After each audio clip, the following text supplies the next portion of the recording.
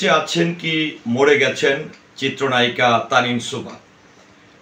তো তানিন সুবা সম্পর্কে কিছু গুরুত্বপূর্ণ তথ্য আপনাদেরকে দিতে চাই, কারণ আপনারা জানেন যে গত 2 জুন হঠাৎ করে শারীরিকভাবে অসুস্থ হয়ে পড়েন বাংলা চলচ্চিত্রের চিত্রনায়িকা এবং বাংলাদেশ চলচ্চিত্র শিল্পী সমিতির সদস্য চিত্রনায়িকা তানিন সুবা। তো তানিন সুবা অসুস্থ হয়ে গত 2 জুন থেকে এখনো অবধি সে কিন্তু লাইফ সাপোর্টে আছে ধানমন্ডিস্থ যে পপুলার হাসপাতাল রয়েছে সেখানে।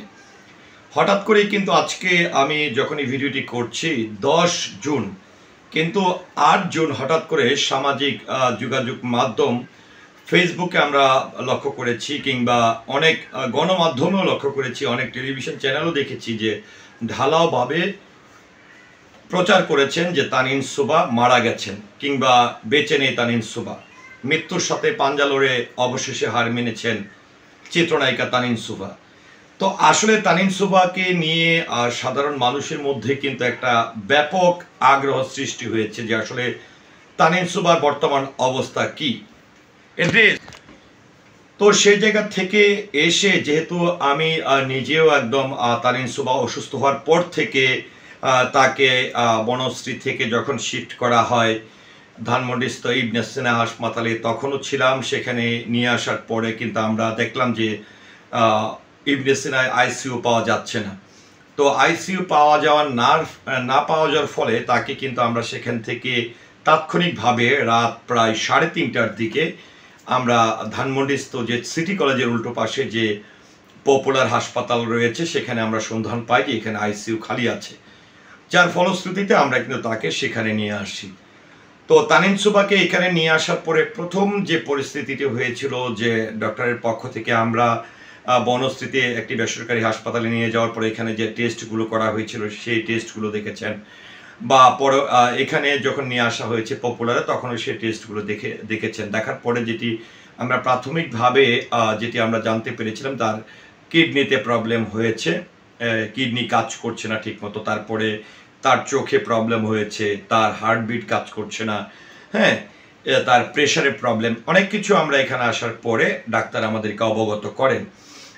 তারপরে যেটি হয়েছে যে তানিন সুবাকে পরবর্তীতে তাকে ডায়ালিসিস করা হয়েছে 2বার। তো ডায়ালিসিস করার পরে আমরা যতটুকু জানতে পেরেছি যে তার আসলে যে কিডনির প্রবলেমটি সেটি আপাতত সমস্যা সমাধান হয়েছে, এবং তার যে শ্বাস নিঃশ্বাস নেওয়ার যে বিষয়টি সেটিও আপ ডাউন হচ্ছে, কিন্তু সে মানে বেঁচে আছে এমনটি। তো যাই হোক, এই গত 2 জুন থেকে 2 জুনের পরে কিন্তু 3 জুন পড়ে গেছিল যখন তাকে আমরা অ্যাডমিট করাই, আর সে বেসিক্যালি অসুস্থ হয় 2 জুন, কিন্তু 3 জুনে রাত 3টা 3:30টার দিকে তাকে কিন্তু আমরা অ্যাডমিট করাই হচ্ছে পপুলারে। তো এখান থেকে যখন আসলে আমি ব্যক্তিগতভাবে একদমই 7 তারিখে কুরবানির ঈদ গেল, আমি 6 তারিখ পর্যন্ত ছিলাম। তো তখনও আমরা যেটি দেখেছি ডাক্তারের পক্ষ থেকে আসলে সে স্বাভাবিক জ্ঞানে ফিরে আসেনি, সে অচেতন অবস্থায় আছে।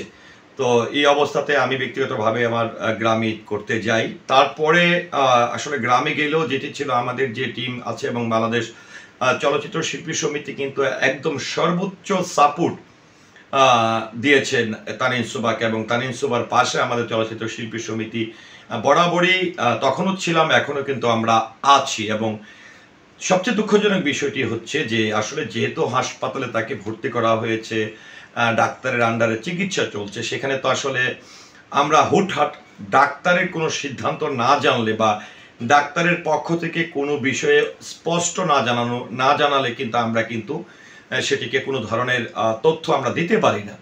তো আমি যেটি দেখলাম যে আমাদের 7 জুন কুরবানির ঈদ গেল, 8 জুনে হঠাৎ করেই সামাজিক যোগাযোগ মাধ্যম ফেসবুকে ব্যাপক আকারে বলবো সকল শ্রেণীর মানুষ, শুধু যে তানিন সুবার যে সহকর্মীরা বা চলচ্চিত্র শিল্পীরা, চলচ্চিত্র কলাকৌশলীরা তা কিন্তু না, সাধারণ মানুষ পর্যন্ত তানিন সুবার মারা গেছে এমন তথ্যটি সামাজিক যোগাযোগ মাধ্যমে উঠে আসে। পাশাপাশি আসলে স্বাভাবিকভাবেই সাধারণ মানুষ সেটাকে রেসপন্স করেছে এই কারণে যে বাংলাদেশের অনেক গণমাধ্যমে কিন্তু ঢালাওভাবে সেটি ছাপিয়েছে, যেগুলো অনলাইন আছে তারাও ছাপিয়েছে, যারা প্রিন্ট মিডিয়া আছে তারাও ছাপিয়েছে, এবং বাংলাদেশের বেশ কিছু সুনামধন্য টেলিভিশন চ্যানেলও কিন্তু তানিন সুবা আর বেঁচে নেই এমন তথ্যটি প্রকাশ করেছে। তো দেখেন, সেই জায়গা থেকে 8 জুন পরে কিন্তু 10 জুন চলে আসছে।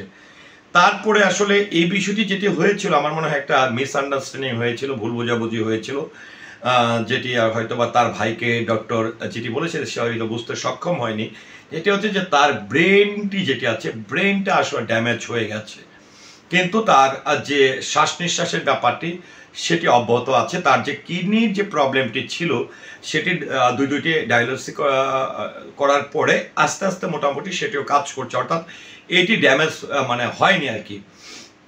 তো এরপরে যখন আসলে সামাজিক যোগাযোগ মাধ্যমে এগুলো প্রচার হয়, তারপর আমরা আরেকটি বিষয় আমরা দেখেছি যে আনঅফিসিয়ালি আসলে তাকে ডেট ঘোষণা করেছেন, এমনটা কিন্তু প্রকাশ্যে এসেছে যে আনঅফিসিয়ালি তানিন সুবার বিষয়টি সে মারা গেছে এমনটি প্রকাশ্যে এসেছে। কিন্তু সবচেয়ে বড় যে আজকে যদি একটু বলতে চাই যে আজকে 10 জুন পড়ে গেছে, 9 জুন, সেটি হচ্ছে ডাক্তাররা আসলে অনেকটাই বিব্রতকর অবস্থায় পড়েছে যে যখন এতগুলো গণমাধ্যমে তানিন, ডাক্তাররা কিন্তু বলেনি যে তানিন চলে গেছে বা মারা গেছে, এমনটি কিন্তু তাদের পক্ষ থেকে জানানো হয়নি। তারপরে কিন্তু 2 দিন পার হয়ে গেল।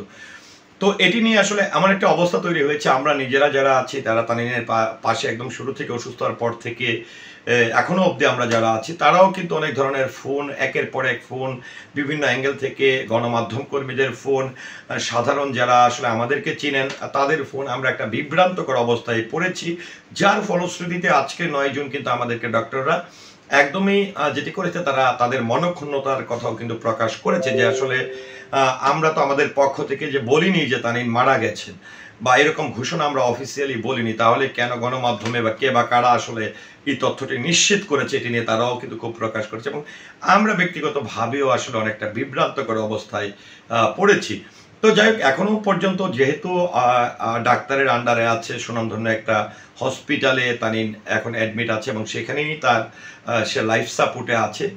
সো এবং প্রতিদিনই বলতে গেলে তার জন্য মেডিকেল বোর্ড বসতেছে এবং মেডিকেল বোর্ডের পক্ষ থেকে আমাদেরকে, তার পরিবারকে বিভিন্ন তথ্য দেওয়া হচ্ছে।